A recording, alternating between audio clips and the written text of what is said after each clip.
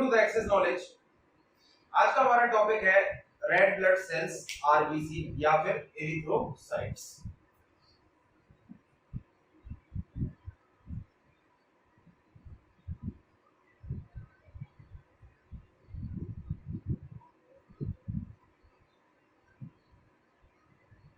लाल रक्त कोशिका।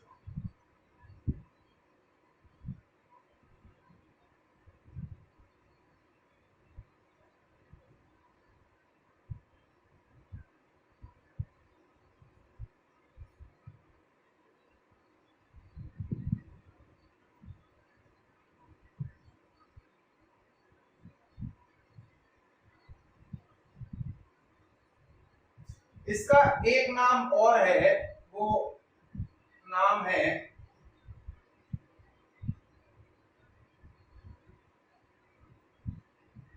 Of RBC is erythrocyte.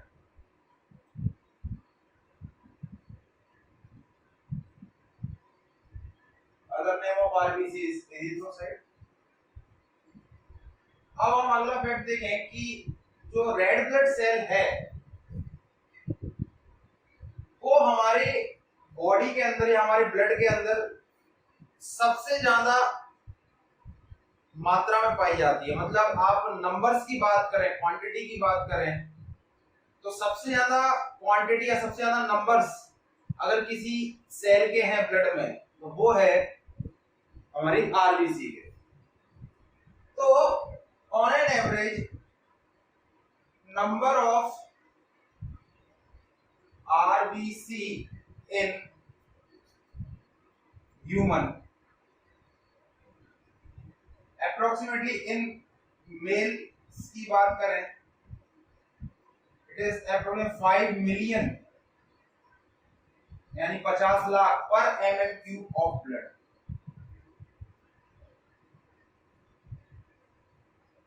Blood के 1 mm³ आयतन या वॉल्यूम में लगभग 50 लाख आरबीसी होती हैं। अगर फीमेल्स की बात करें इट इज अप्रोक्सीमेटली 4.5 मिलियन।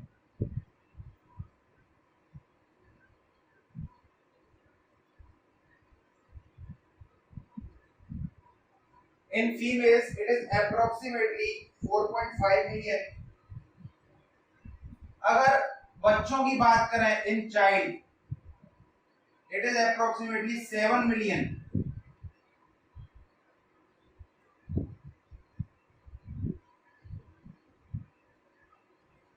और न्यू बॉर्न बेबी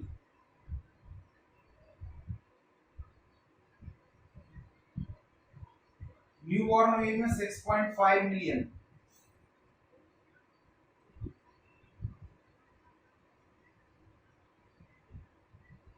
तो हमने देखा कि सेल्स जो हैं वो ब्लड के अंदर 3 टाइप की हैं। एक रेड ब्लड सेल, दूसरी कौन सी, व्हाइट ब्लड सेल, तीसरी प्लेटलेट्स।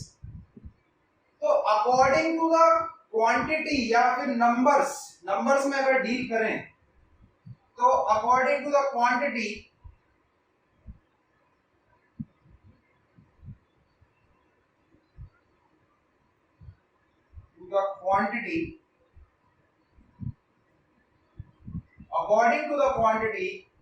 आरबीसी की जो संख्या है सबसे ज्यादा है, फिर प्लेटलेट्स होती हैं आरबीसी मिलियंस, प्लेटलेट्स इन लैक्स, और जो डब्ल्यूबीसी होती हैं थाउजेंड्स। बट अगर साइज के मामले में बात करें तो आरबीसी हैं तो संख्या में बहुत ज्यादा, नंबर्स में बहुत ज्यादा, बट बहुत छोटी। और यहीं पर डब्ल्यूबीसी है नंबर्स में कम, मतलब थाउजेंड्स में है, नंबर्स में कम है, पर इनका साइज बहुत बड़ा है। मतलब एज कंपेयर टू आरबीसी ये बहुत, डब्ल्यूबीसी जो है वो काफी बड़ी है। तो अकॉर्डिंग टू साइज, डब्ल्यूबीसी का जो साइज है वो सबसे बड़ा है, फिर प्लेटलेट का साइज है, फिर आरबीसी रेड ब्लड सेल्स का size. According to size WBC जो है, अकॉर्डिंग टू साइज डब्ल्यूबीसी का साइज सबसे बड़ा, फिर आरबीसी, फिर प्लेटलेट्स का, फिर हमारा आरबीसी का। तो इससे सिद्ध हो जाता है कि जो आरबीसी है it is the smallest, RBC is smallest cell of blood, blood की सबसे छोटी सेल। यहां तक हमको समझ में आ गया नंबर ऑफ के बेसिस पर।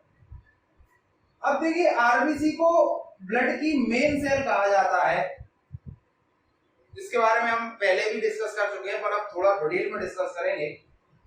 क्यों किया जाता है? क्योंकि आरबीसी के अंदर एक पिगमेंट होता है जिसका नाम है हीमोग्लोबिन, और हीमोग्लोबिन क्या करता है, हीमोग्लोबिन के अंदर ऑक्सीजन बाइंडिंग कैपेसिटी बहुत अच्छी होती है, जिससे वो ऑक्सीजन को लेता है और उसको पूरी बॉडी में घुमाता है और लेके जाता है जहां पर उसकी रिक्वायरमेंट है, वहां से एनर्जी प्रोड्यूस होती है, कार्बन डाइऑक्साइड बनती है और वहां से लेकर कार्बन डाइऑक्साइड को लेके आता है। तो RBC having a pigment haemoglobin, तो RBC is a main cell of body. तो बॉडी नहीं, RBC is a main cell of blood.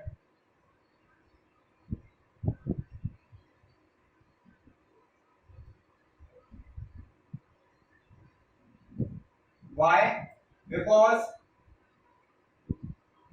it have a pigment or a protein. It have a protein, hemoglobin.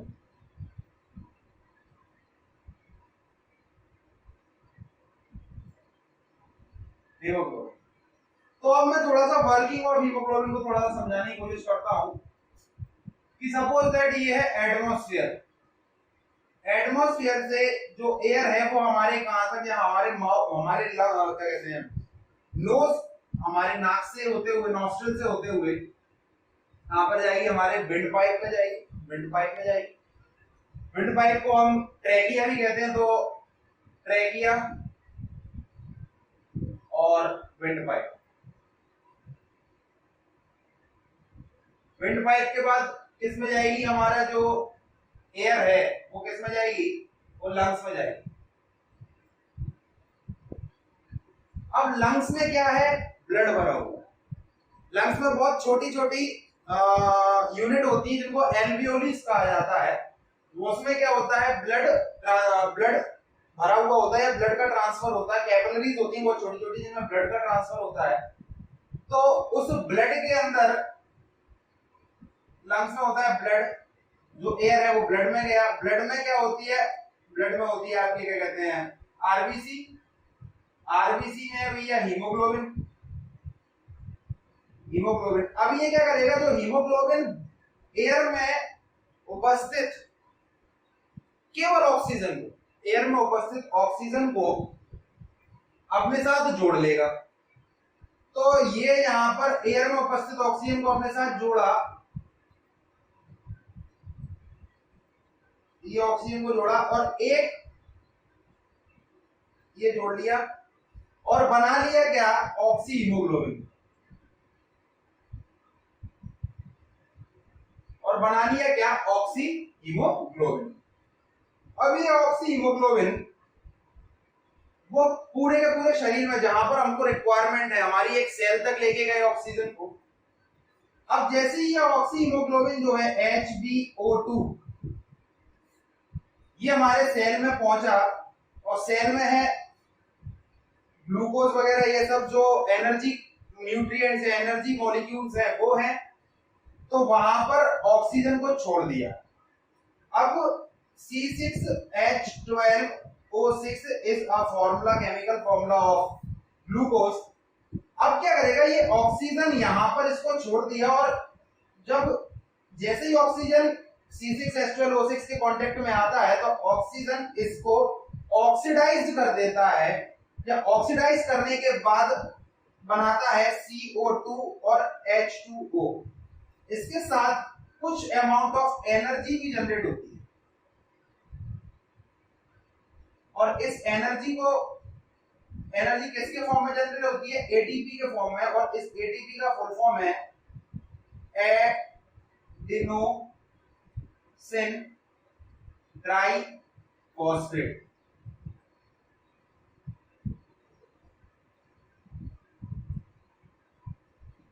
अब ये oxygen निकला और haemoglobin से connector से मतलब हटा, सेल में पहुंचा। सेल में उपस्थित जो ग्लूकोज है, इट इज ग्लूकोज के साथ उसने रिएक्ट किया। रिएक्ट करने के बाद उसने कार्बन डाइऑक्साइड और वाटर बनाया, H2O बनाया और एनर्जी रिलीज करी। ये एनर्जी हमारे सेल्स के कई अलग अलग जगहों पे स्टोर हो जाती है। अब ये अब फिर क्या करेगा? ये हीमोग्लोबिन क्या करेगा? इस कार्बन डाइऑक्साइड को अपने साथ ले लेगा और इस कार्बन डाइऑक्साइड को अपने साथ लेके HbCO2 बना लेगा, यानी कार्बोक्सी हीमोग्लोबिन बना लेगा। क्या बना लेगा? Carboxy haemoglobin. अब ये पूरे बॉडी में ब्लड में मतलब ब्लड वेसल से होते हुए ये फिर से हमारे लंग्स पर आएंगे और लंग्स में से कार्बन डाइऑक्साइड को छोड़ेगा, फिर से नई ऑक्सीजन को अपने पास देगा। तो यहाँ से ये घूम फिर के फिर से यहाँ पर आए, ठीक है। इसने क्या हुआ? कार्बन डाइऑक्साइड छोड़ दी। कार्बन डाइऑक्साइड छोड़ने के बाद फिर से नई ऑक्सीजन ले ली, फिर ऐसे गए, फिर आरबीसी, फिर ब्लड, फिर ये ट्रेकिया, ये और बाहर निकल गया। तो कार्बन डाइऑक्साइड जब हम ब्रीथ इन करते हैं तो हीमोग्लोबिन ही एक ऐसा है जो ऑक्सीजन को लेता है और कार्बन डाइऑक्साइड को बाहर की तरफ छोड़ देता है। तो ये पूरी की पूरी प्रोसेस हमारी रेस्पिरेशन प्रोसेस कहलाती है। अब इसके बारे में हम डिटेल में पढ़ेंगे रेस्पिरेशन में। तो यहाँ पर आप ये समझने के लिए मैंने इतना सब कुछ बताया कि जो आपका हीमोग्लोबिन है, हीमोग्लोबिन आरबीसी में उपस्थित होता है और आरबीसी में उपस्थित होने की वजह से हीमोग्लोबिन का सबसे मेन काम आपका होता है ऑक्सीजन का ट्रांसपोर्ट पूरी बॉडी में कराना। और ये हीमोग्लोबिन आरबीसी में उपस्थित है, इसीलिए आरबीसी को हमारे ब्लड की सबसे मेन सेल कहा जाता है। अब आगे देखते हैं कि आरबीसी के बारे में।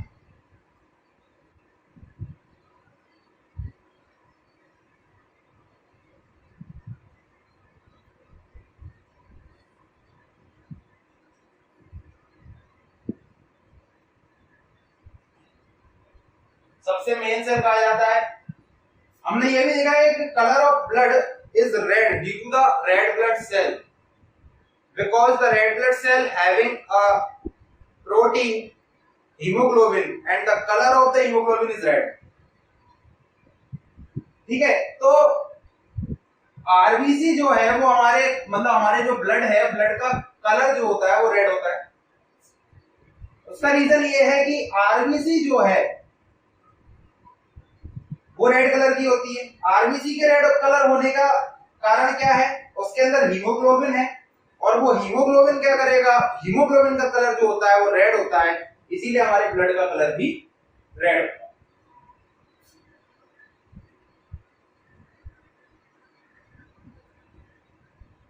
The color of human blood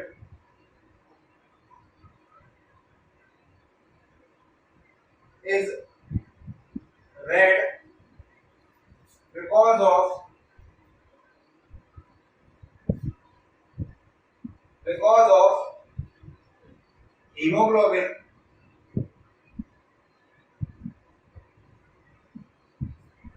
hemoglobin pigment and hemoglobin having a red color। इसका जो कलर होता है वो रेड। अब हम बात करते हैं कि जो आरबीसी है वो हमारी बॉडी के अंदर कहाँ जनरेट होती है, मतलब पैदा कहाँ होती है। तो देखो, अगर मैं एक चाइल्ड की बात करूं या फिर बिफोर बर्थ, तो आरबीसी हमारे बॉडी के अंदर बिफोर बर्थ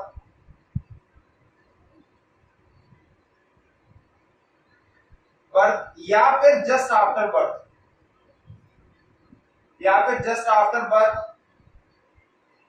जो आरबीसी का फॉर्मेशन है, formation of RBC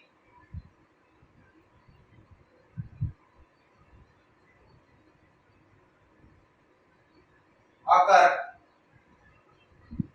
in liver and spleen.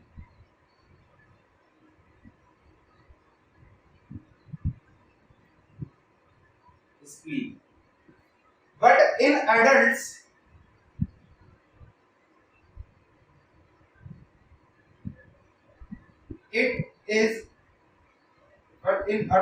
it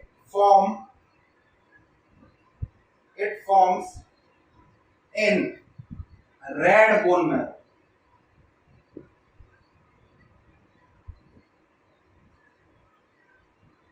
red bone marrow.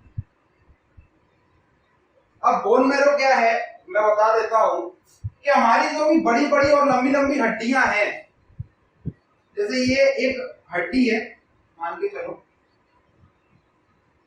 इस हड्डी के जो बीच, लंबी लंबी हड्डी के जो बीच का पार्ट है वो खोखला होता है, और जो वो खोखले पार्ट को ही इसके अंदर क्या है, खोखले पार्ट को ही बोन मैरो, इसके अंदर एक बोन मैरो होता है, और इस बोन मैरो में ही ब्लड का फॉर्मेशन होता है। अब रेड बोन मैरो है तो रेड ब्लड सेल का फॉर्मेशन होगा। अगर ब्लड का फॉर्मेशन यहाँ पर हो रहा है बोन मैरो में, तो रेड ब्लड सेल का भी फॉर्मेशन यही होगा, प्लेटलेट का फॉर्मेशन यही होगा, और व्हाइट ब्लड सेल का भी फॉर्मेशन यही होगा। तो रेड ब्लड सेल का फॉर्मेशन एक रेड बोन मैरो में होता है, व्हाइट ब्लड सेल का फॉर्मेशन व्हाइट बोन मैरो में होता है। तो यहां पर तो आरबीसी का जन्म हुआ, यहां पर आरबीसी का क्या हुआ, जन्म। कहां पर, अगर बच्चों की बात करें या फिर जन्म से पहले बच्चे की बात करें, तो उस आरबीसी का जो क्या कहते हैं फॉर्मेशन लिवर या फिर लिवर या फिर स्प्लीन में होता है, और इन एडल्ट्स आरबीसी का फॉर्मेशन जो है वो आपका रेड बोन मैरो में होता है।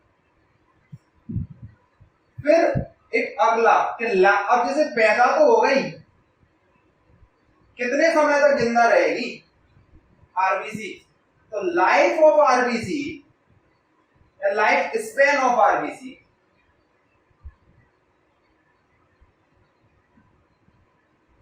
is approximately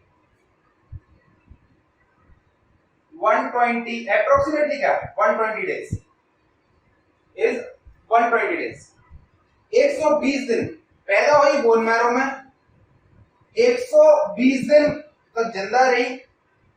अब जैसे ही जिंदा 120 दिन आरबीसी को हो गए, जिंदा हुए, तब वो क्या करेगी, वो डेड हो जाएगी या फिर उसका ब्रेकडाउन हो जाएगा, और वो ब्रेकडाउन होकर कहां पर जाएगी, वो जाएगी स्प्लीन में। मतलब ब्रेकडाउन होने के लिए कहां पर जाएगी, स्प्लीन या फिर स्प्लीन में जाएगी या फिर आपके लिवर में जाएगी, स्प्लीन और लिवर। इसीलिए स्प्लीन और लिवर को ग्रेवयार्ड ऑफ आरबीसी भी कहा जाता है। लाल रक्त कणिकाओं का कब्रिस्तान प्लीहा तथा यकृत को कहा जाता है।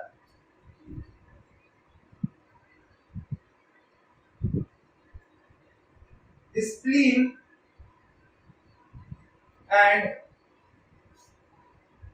Liver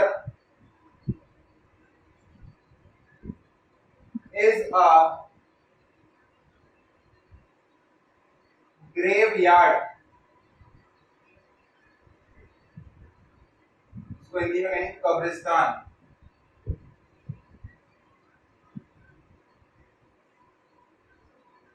of RBC. कब्रिस्तान कहा जाता है, ग्रेवयार्ड ऑफ आरबीसी कहा जाता है। तो यहाँ पर हमने देखा कि life span of RBC is 120 days. Spleen and liver के अंदर ग्रेवयार्ड मतलब is a graveyard of RBC. अब यहाँ पर हमने देखा कि अब बॉडी है, कभी कभी हमारी बॉडी को ब्लड की जरूरत होती है, या फिर सडनली हमारी बॉडी को कभी कभी ऐसा हो जाता है कि कुछ शॉक लग जाता है या कुछ भी हो जाए जिसकी वजह से हमारी बॉडी को इंस्टेंट ब्लड की जरूरत होती है। जब हमारी बॉडी को इंस्टेंट ब्लड की जरूरत होती है तो अब क्या होता है कि या एक सर्टेन अमाउंट ऑफ ब्लड जिसकी हमको जरूरत है, अगर उतने ही ब्लड की मतलब एक सर्टेन अमाउंट ऑफ ब्लड की हमें जरूरत है तो वो हमारी बॉडी ही उसको पूरा कर देती है। वरना हमको क्या करता है, अगर एक्स्ट्रा ब्लड की जरूरत हो, एक सर्टेन अमाउंट ऑफ ब्लड से भी ज्यादा ब्लड की जरूरत हो, तो हम क्या करते हैं, ब्लड बैंक जाते हैं और वहां से ब्लड लेकर आते हैं। बट अगर सर्टेन अमाउंट तक गए, सर्टेन अमाउंट तक ब्लड की जरूरत है, तो हमारी बॉडी ही उसको पूर्ण कर देती है या उसकी जरूरत को खत्म कर देती है। तो एक तरीके से देखा जाए तो हमारी बॉडी के अंदर भी कोई ब्लड बैंक होगी जो कि उस ब्लड की या उस रक्त की जरूरत को फुलफिल कर रही है या पूरा कर रही है। तो स्प्लीन एक ऐसा ऑर्गन है जिसके अंदर कुछ ब्लड स्टोर रहता है जो कि हम यूज कर सकते हैं एडवर्स कंडीशन में, या हमको हमारी बॉडी को सडन जरूरत पड़ेगी कि कभी ब्लड की हमको सडन जरूरत पड़ी हमारी बॉडी को, तो लगभग 250 से 300 350 ml तक का ब्लड स्प्लीन हमको प्रोवाइड करा देगी। अगर इससे भी ज्यादा ब्लड की रिक्वायरमेंट है, ज्यादा ब्लड लॉस हो चुका है या किसी भी चीज में, तो क्या होगा, हमारे को बाहर से ब्लड बैंक से ब्लड लेना पड़ेगा अपने ब्लड ग्रुप का। तो in our body spleen is a blood bank of body. तो स्प्लीन जो है इसको हिंदी में कहा जाता है प्लीहा। Spleen is a blood bank of body. एक सर्टेन अमाउंट तक देती है, लगभग 250 से 250 टू 350 ml तक का ब्लड जो है वो दे देती है। स्प्लीन में एक और काम और होता है, हमारी जो आरबीसी ब्रेकडाउन या फिर डेथ मतलब खत्म हो गई, डेड हो गई, तो वो कहां पर गई, स्प्लीन में और लिवर में। तो स्प्लीन में एक तो ब्लड का स्टोरेज भी हो गया। दूसरा, स्प्लीन के अंदर अगर जरूरत पड़ती है तो आरबीसी का रिसाइक्लेशन भी होता है, आरबीसी रिसाइकिल भी होती है और फिर से भी बनती है। तो recycling of RBC is occur in the spleen. RBC is recycled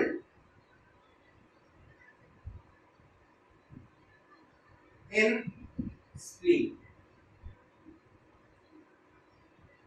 RBC is recycled in spleen. फिर यहां तक कंप्लीट हो गया RBC, span of RBC, spleen, liver, यहां तक आरबीसी की लाइफ 120 डेज हो गई। ग्रेवयार्ड ऑफ आरबीसी किसे कहा जाता है, स्प्लीन या लिवर को कहा जाता है। ब्लड बैंक ऑफ बॉडी किसको कहा जाता है, स्प्लीन को कहा जाता है। ठीक है, ये भी इंपॉर्टेंट है ग्रेवयार्ड जो है। और रिसाइकिल कहां पर हो रही है आरबीसी हमारी, वो भी स्प्लीन में हो रही है। ठीक है, रिसाइकिल हमारी कहां पर हो रही है, वो भी स्प्लीन में हो रही है। लिवर के बारे में थोड़ा सा बताना चाहें तो लिवर जो है, नोट लगा के आप लिख सकते हैं।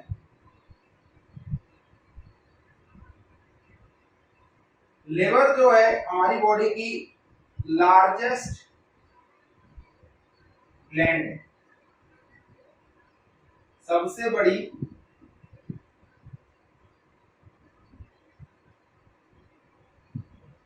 ग्रंथि है। और ग्रंथि भी कौन सी, ग्लैंड। देखो ग्लैंड क्या होती है, सबसे पहले हम ये देखें तो ग्लैंड एक ऐसा ऑर्गन होता है जो कि कुछ केमिकल्स को सीक्रेट करता है, जो कि हमारी बॉडी के, जो हमारे जीवन को चलाने के लिए सहायक सिद्ध होते हैं या सहायक होते हैं। तो ग्लैंड्स क्या करते हैं, कुछ केमिकल्स जनरेट करते हैं, और जो ग्लैंड्स है वो केमिकल्स जनरेट करती हैं जो हमारे लाइफ को चलाने के लिए सहायक होती हैं। और वो केमिकल्स के बेसिस पे ग्लैंड्स को दो तरीके का में डिवाइड किया गया है, एक्सोक्राइन और एंडोक्राइन।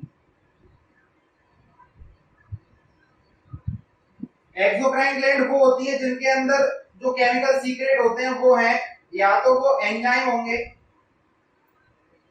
अब एंजाइम क्या होते हैं, एंजाइम डाइजेशन कराने के लिए इंपॉर्टेंट होते हैं, मतलब ऐसे केमिकल जो डाइजेशन कराने के लिए हेल्पफुल होते हैं वो होते हैं आपके एंजाइम या फिर जूसेस। कोई रस टाइप का सीक्रेट करेंगे तो वो एक्सोक्राइन ग्लैंड करेंगे, और एंडोक्राइन ग्लैंड केवल और केवल हार्मोन्स इनको सीक्रेट करेंगे। तो जो लिवर है वो एक सबसे बड़ी एक्सोक्राइन ग्लैंड भी है और सबसे बड़ी टोटल ग्लैंड्स में भी सबसे बड़ी ग्लैंड लिवर, जिसका वेट अप्रोक्सीमेटली 1 to 1.5 केजी तक होता है। जिसका वेट जो है अप्रोक्सीमेटली 1 to 1.5 केजी तक होता है। अब आरबीसी के बारे में एक फैक्ट के बारे में और जानेंगे कि आरबीसी जो है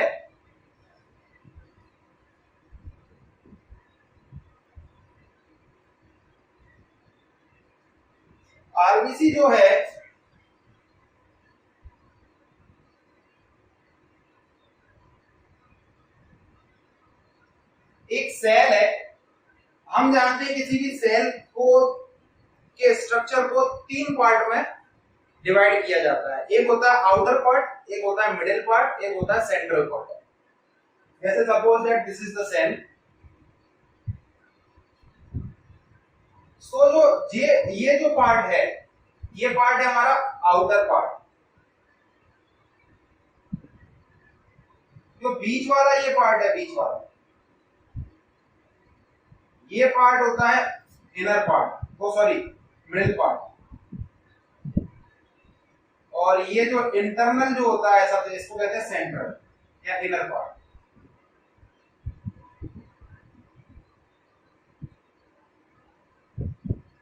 आउटर पार्ट को अपन सेल मेम्ब्रेन या फिर प्लाज्मा मेम्ब्रेन, कोशिका झिल्ली, इनके बाद ये कहते हैं। मिडिल पार्ट को कहा जाता है कोशिका द्रव या फिर साइटोप्लाज्म।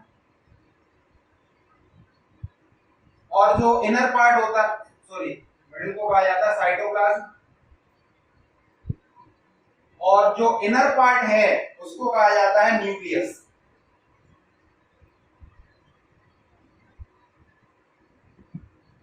और इन न्यूक्लियस के अंदर ही हमारे जो जेनेटिक मटेरियल होते हैं, लाइक डीएनए, आरएनए, डीएनए जो है वो हमारे इस न्यूक्लियस के अंदर ही। और हमारी बॉडी एक सेल से कई सेलों में कन्वर्ट हुई, तो कैसे कन्वर्ट हुई? जब उसका सेल डिवीजन हुआ। एक सेल से 2 सेल बनी, 2 सेल से 4 सेल बनी, 4 सेल से 8 सेल बनी। तो ऐसी बढ़ती चली गई और मल्टीप्लिकेशन में बढ़ती चली गई और हमारी बॉडी का फॉर्मेशन हुआ। तो जो सेल डिवीजन है, वो सेल डिवीजन सबसे पहले अगर होता है तो वो न्यूक्लियस का होता है, बाद में साइटोप्लाज्म का होता है। कैसे? Suppose that this is a nucleus, और जैसा मैंने आपको बता दिया दिस इज न्यूक्लियस। तो क्या होगा कि एक सेल के अंदर, ये सेल है, पहले 2 न्यूक्लियस बनेंगे। पहले डिवीजन जो होगा वो 2 न्यूक्लियस का होगा, फिर बाद में 2 सेल बनेंगी। मतलब फिर साइटोप्लाज्म जो है, इसके आसपास का मटेरियल जो है,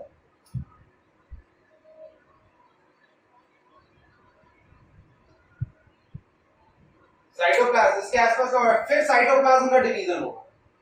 और फिर साइटोप्लाज्म का डिवीजन होके ये 2 सेल बना।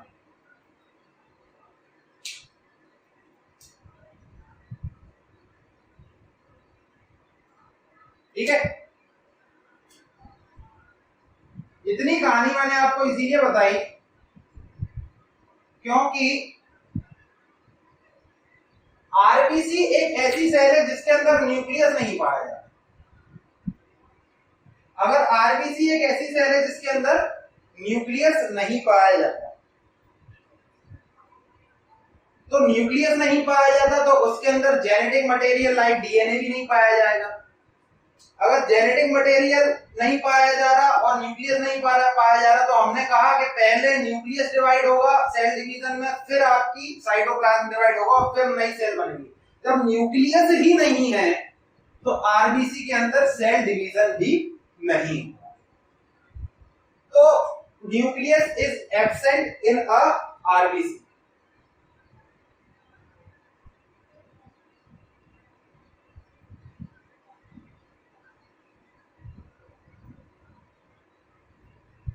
आरबीसी तो फिर क्या होगा, no cell division occur.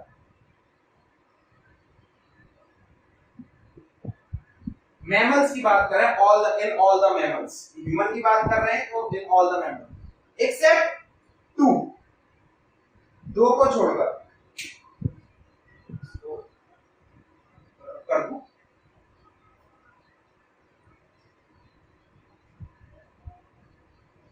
in all the mammals,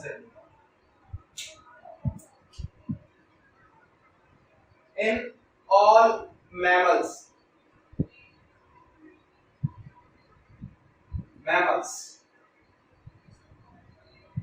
mammals means स्तनधारी, केवल 2 को छोड़कर। कौन कौन से? Camel,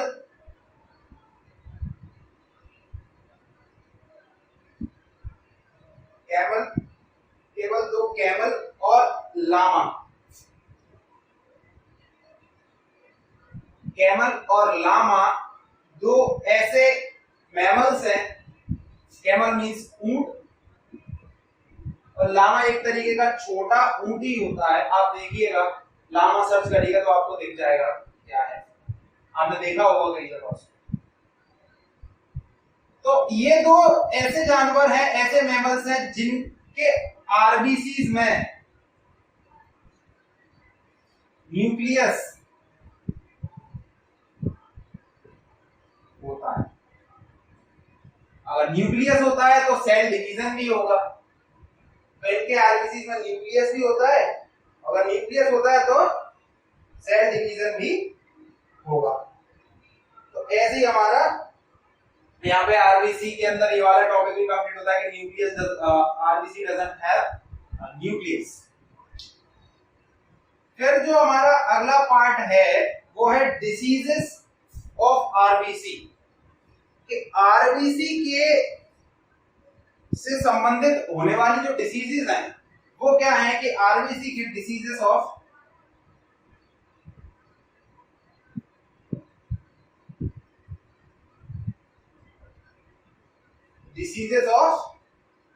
RBC. अगर आरबीसी की वैल्यू, आरबीसी की संख्या, नंबर ऑफ आरबीसी हमारी बॉडी के अंदर या हमारे ब्लड के अंदर डिक्रीज हो जाती है, if the number of RBCs are decreases in our body, तो हीमोग्लोबिन की कमी ऑटोमेटिकली हो जाएगी। जब हीमोग्लोबिन की कमी ऑटोमेटिकली हो जाती है तो जो बीमारी होती है उसे कहते हैं anaemia.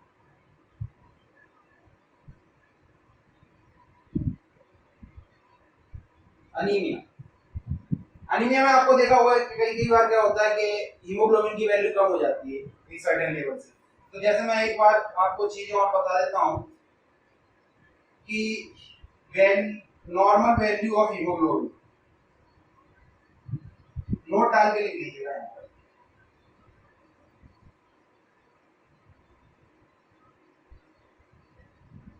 Normal value of haemoglobin in male 15 ± 2, या फिर आप कह सकते हैं कि 13 से लेके 17 तक, 13 से लेके 17 तक नॉर्मल वैल्यू होती है,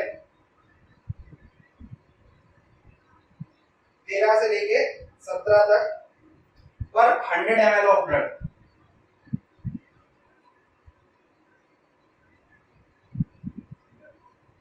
अगर फीमेल्स की बात करें तो हीमोग्लोबिन की वैल्यू जो होती है वो 13.5 प्लस माइनस 2, या फिर आप ये कह सकते हैं प्लस माइनस 11.5 टू 15.5, इतनी वेरी करती है और 100 ml ऑफ ब्लड।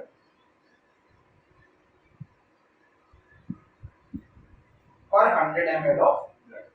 तो डिसीजेस ऑफ आरबीसी की बात ये क्लियर हो गई कि अनीमिया हो जाता है और नॉर्मल वैल्यूज बता दी। अगर अनीमिया हो गया मींस ऑक्सीजन कैरिंग कैपेसिटी जो होगी हमारी बॉडी की कम हो गई, ब्लड की ऑक्सीजन कैरिंग कैपेसिटी कम हो गई, तो इसका मतलब एनर्जी प्रोडक्शन, एनर्जी जनरेशन में बॉडी के अंदर कम होगा, जिससे क्या है बॉडी वीक फील करेगी। इसीलिए अनीमिया जिसको हो जाता है उसको प्रॉब्लम हो जाती है कि जिसको उसके अंदर वीकनेस काफी आ जाती है। कभी कहते हैं कि खून कम हो गया, खून कम नहीं होता, खून में ब्लड में आरबीसी की वैल्यू कम होगी। आरबीसी की वैल्यू कम हो गई इसका मतलब हीमोग्लोबिन की वैल्यू, जब हीमोग्लोबिन की वैल्यू कम हो जाएगी तो भैया वीकनेस आ जाएगी, क्योंकि ऑक्सीजन कैरिंग कैपेसिटी हमारे ब्लड की कम हो जाती है और हमारी जो ब्रीदिंग है वो ज्यादा हो जाती है। सिमिलरली जब कोई भी व्यक्ति हाई एल्टीट्यूड वाली जगह पर जाता है या फिर ऐसी जगह पर जाता है जहां पर हिल स्टेशन या फिर ऊंचाई जाता है, ऐसी जगह पर जाता है जहां पर ऑक्सीजन, जहां के एटमॉस्फेयर में ऑक्सीजन की मात्रा कम है, तो ऑटोमेटिकली हमारी बॉडी क्या करती है, आरबीसी का फॉर्मेशन ज्यादा करने लगती है। आरबीसी का फॉर्मेशन ज्यादा होगा तो हीमोग्लोबिन ज्यादा होगा हमारी बॉडी के अंदर। जब हीमोग्लोबिन ज्यादा होगा तो हम ज्यादा ऑक्सीजन को अपने पास बाइंड कर पाएंगे, जितनी भी है उसमें से ज्यादा अपने पास बाइंड कर पाएंगे और अपनी जितनी भी एनर्जी है उसकी रिक्वायरमेंट को फुलफिल करेंगे। तो जैसे ही हम हाई एल्टीट्यूड या फिर हिल स्टेशन वगैरह पे जाते हैं तो हमारी बॉडी के अंदर आरबीसी की जो संख्या है वो ऑटोमेटिकली इंक्रीज होने लगती है। तो ये भी एक बहुत इंपॉर्टेंट फैक्ट बन सकता है कि at the high altitude the RBC increases in a body. फिर हम या फिर ऐसी जगह जहां पर ऑक्सीजन की, क्योंकि हाई एल्टीट्यूड जैसे जाएंगे वैसे ही वहां पर क्या होता है, ऑक्सीजन की जो वैल्यू है या ऑक्सीजन की मात्रा एटमॉस्फेयर में कम होने लगती है। ऑक्सीजन की मात्रा कम होने लगती है तो आरबीसी बढ़ने लगती है।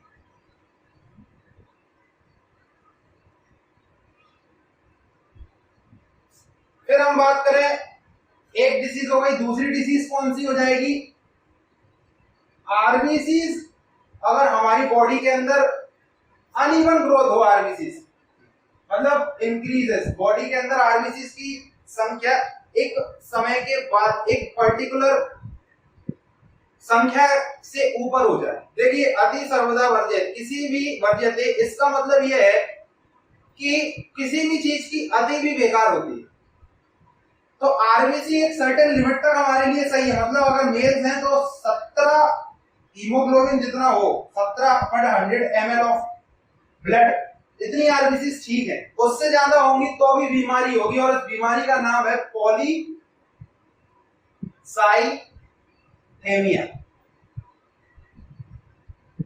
पॉलीसाइथेमिया, तो बीमारी का नाम है polycythaemia.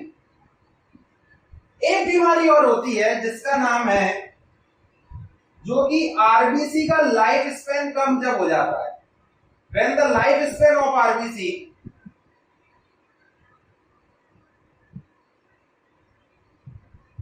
decreases, when the life span of RBC decreases, तो जो बीमारी होती है उस बीमारी का नाम है थैलेसेमिया।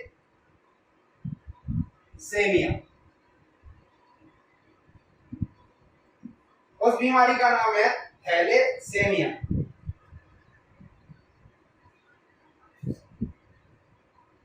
और जो थैलेसेमिया बीमारी जनरली जो होती है वो बच्चों में, चिल्ड्रंस, इनमें पाई जाती है कि उसमें लाइफ स्पैन अप्रोक्सीमेटली 120 डेज की जगह 50 to 60 डेज तक ही हो जाता है। जिससे क्या होता है कि हमारे चिल्ड्रंस के अंदर आरबीसी उतनी डालना जरूरी होती है कि जितनी उसकी, अगर 50 से 60 दिनों में ही आरबीसी खत्म हो गई, आरबीसी डेड हो गई, तो बाकी के 50 से 60 दिन मतलब 120 दिन तक क्या करेगा, बॉडी बिना आरबीसी के तो रह नहीं सकती। इसीलिए उनको टाइम टू टाइम आरबीसी दी जाती है बाय द, आप कह सकते हैं ब्लड डोनेट करके या ब्लड ट्रांसफ्यूजन करके, जिससे उनके अंदर, उनकी बॉडी के अंदर आरबीसी की जो संख्या है वो पर्याप्त बनी रहे, और जिससे वो ऑक्सीजन, हीमोग्लोबिन पर्याप्त बना रहे, और हीमोग्लोबिन पर्याप्त बना ले तो ऑक्सीजन कैरिंग कैपेसिटी उनकी पर्याप्त बनी रहे। एक और फैक्ट बता देता हूं यहां पर कि आरबीसी जो है, फैक्ट है, ये डिसीजेस के अंदर नहीं है। आरबीसी जो है उनका जो साइज होता है वो बाई कॉनकेव होता है।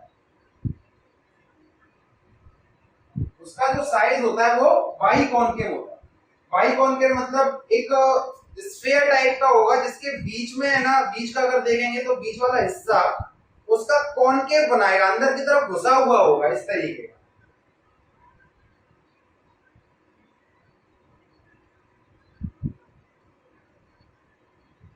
अब ये पूरी बॉल आप बना दीजिए, तो इससे क्या है, तो ये बाई कॉनकेव टाइप का साइज होता है इसका, जो उसका शेप होता है। और कैमल और लामा की बात करें तो इसका होता है ओवल शेप होता है, इसके अंदर न्यूक्लियस नहीं पाया जाता। एक टर्म जो मैं आपको बताना चाहूंगा, जो कि मैं लास्ट लेक्चर प्लाज्मा के अंदर मैं भूल गया था, कि एक टर्म ये है कि सीरम। हमने देखा था कि प्लाज्मा के अंदर ब्लड क्लॉटिंग कराने वाले फैक्टर्स हैं, या फिर ऐसी प्रोटीन्स हैं जो कि ब्लड क्लॉटिंग कराने के लिए हेल्पफुल होती हैं। तो जब प्लाज्मा में से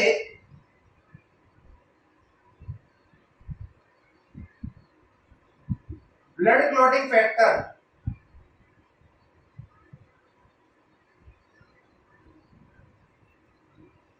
या फिर plasma protein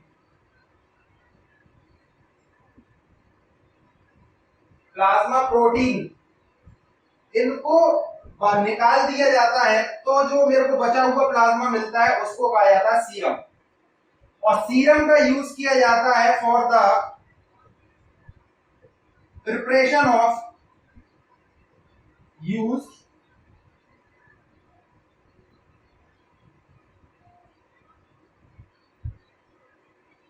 used for the preparation of vaccine. जैसे 1798 में एडवर्ड जेनर नामक वैज्ञानिक थे, जिन्होंने स्मॉल पॉक्स की सबसे पहले वैक्सीन निकाली थी, और जो वो बनाई थी गाय के सीरम से, काऊ के सीरम से। तो यहाँ पर हमारा ये टॉपिक जो आरबीसी है वो कंप्लीट होता है। नेक्स्ट लेक्चर में हम डब्ल्यूबीसी को लेकर आएंगे और उसको कंप्लीट करेंगे। मिलते हैं नेक्स्ट लेक्चर में। Thank you.